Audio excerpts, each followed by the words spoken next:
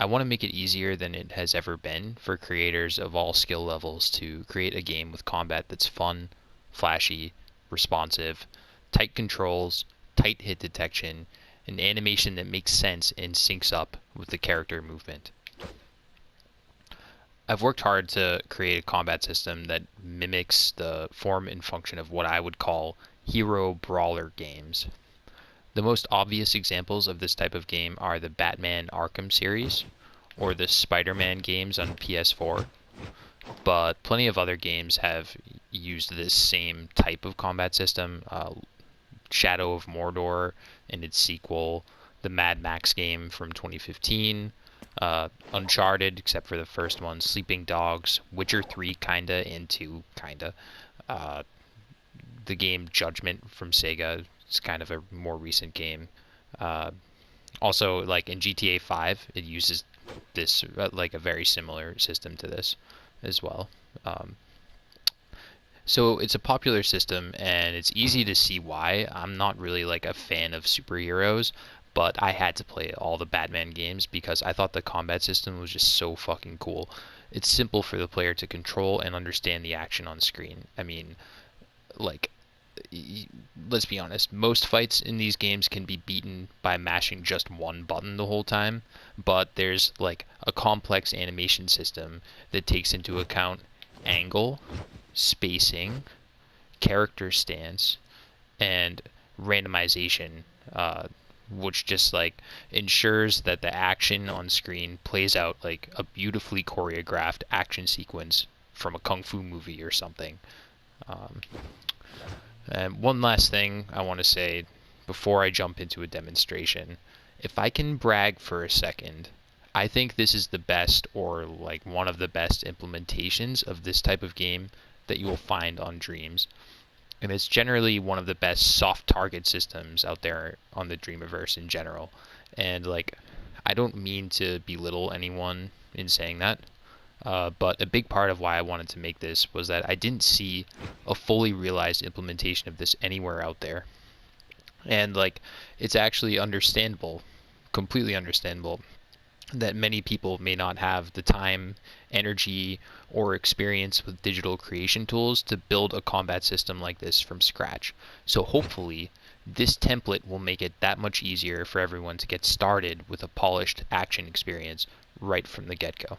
Alright, so let's allow some enemies into this scene, and I'll show you what I'm talking about. So I'm just going to turn on our spawner here. Um,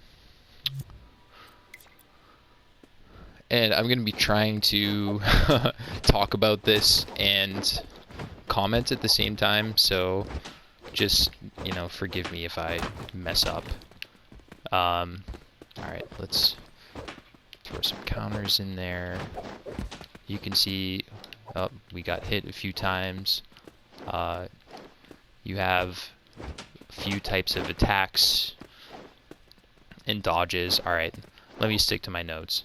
So the first thing to know about this combat system is that there are no linear combos like you would have in lots of Japanese hack and slash games, like a Devil May Cry or something. What you have instead is a wide variety of attack animations. Sorry, I'm like glancing at my laptop screen that appear to flow together. But like, what's important to know about that is the animation variety here is purely visual. Every attack is triggering the damage and force events at I think it's 7 frames in. Every attack animation takes the same amount of time to complete, and there's the same amount of time before you can press a button to follow up with the next attack. So it's all just an animation system that, like, really your character is doing the same exact attack functionally every time you hit the button. So in terms of the animation system, there are 3 factors that determine which attack animation you do at any moment. And I'm actually gonna turn this off again to just like demonstrate slowly. So the first one is your current stance or idle animation. So the player character has both a right-facing stance with their left foot forward, and you can see he's in that now. And there's a left-facing stance with their right foot forward. This is one way to trigger it. It's just by dodging. Now you see he's actually facing with the opposite foot forward from where he was before. Now his right foot is forward instead of his left. So you don't have any direct control over this. The right stance, we're in the left stance right now. The right stance is active by default, and if you happen to be in left stance, moving your character will transfer you back to right stance. So you see left foot forward again. Animations that end with your left foot forward will put you into the right stance, and animations that end with your right foot forward will put you in left stance. The forwards dodge animations that I've created, again, this variety of animations is purely visual. They all have the same iframes and everything, same amount of time to complete, etc. But yeah, let's see, where was I? Yeah, so they always end with the left foot forward, was what I was going to say, or the right foot forward. Just because that's how the animation looks. You see, when he does the animations, he kind of drags his back foot a little bit at the end, and it syncs up, like the placement of the character model syncs up really well with the movement.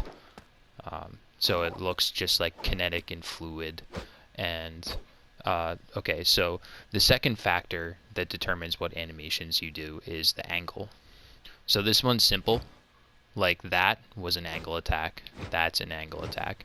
Basically, if I face the opposite, if I influence the left stick in the opposite direction of the way my character is facing, he'll do one of 6 total angle attacks. So basically, you have your stance, then you have a set of forward attacks in each stance, and then you also have a set of angle attacks in each stance. You can see after certain attacks, he ends in a different stance than where he started, and after certain attacks, he ends in the same stance as where he started. And so the thing that's randomizing within each set of animations, forward versus angle, and within each stance, left versus right, is just a randomizer gadget. Basically, there's a randomizer for each animation set.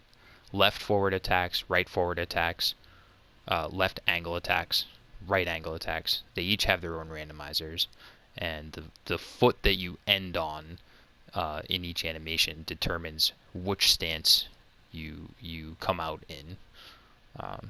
So let's just go back to fighting because that's more fun.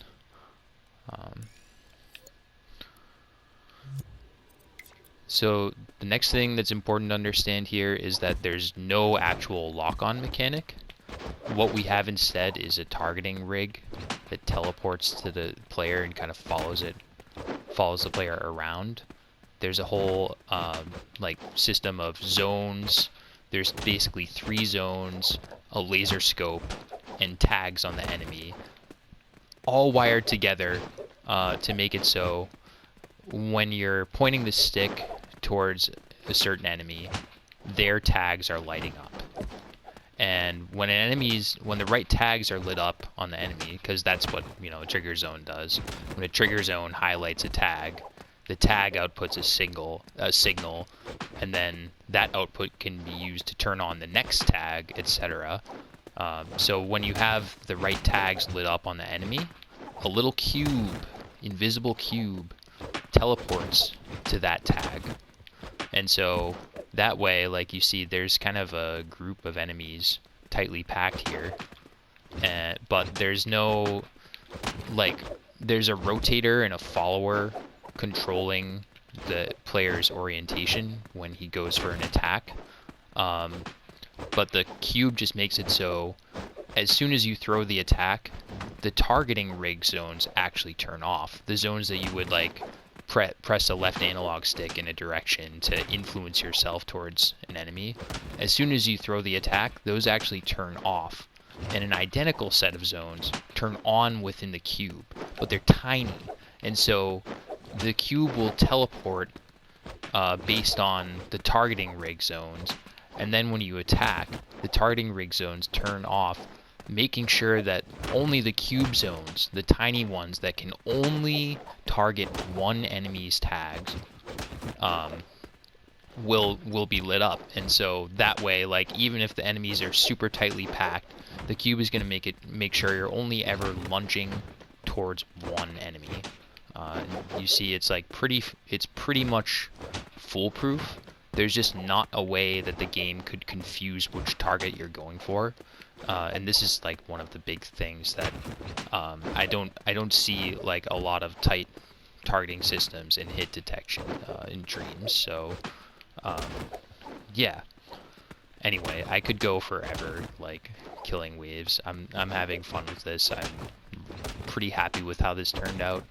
The animations are not perfect, but I tried to make them so that they could sort of be starter animations. I packed this with a ton of animations. There's all these dodges, there's all these attacks. I would say this is like a maximalist approach, so if you remix this, maybe don't add a ton more.